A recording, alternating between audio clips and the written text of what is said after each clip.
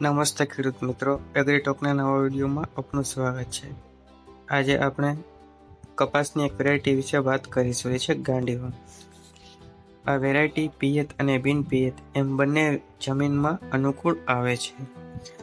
ગાંડીવમના છોડવા ઊંચા જોવા મળે છે. છીંડવાનું વજન 5 થી 6 ગ્રામ જેટલું જોવા મળે છે.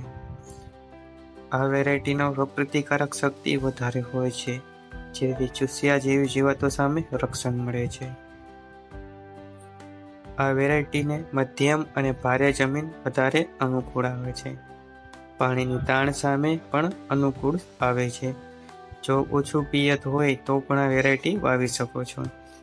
છીંડવા મોટા અને પ્રકારમાં વધારે જોવા મળે છે. વીણવામાં એકદમ સરળ છે, જેથી મજૂરી ખર્ચો પણ ઘટી જાય છે.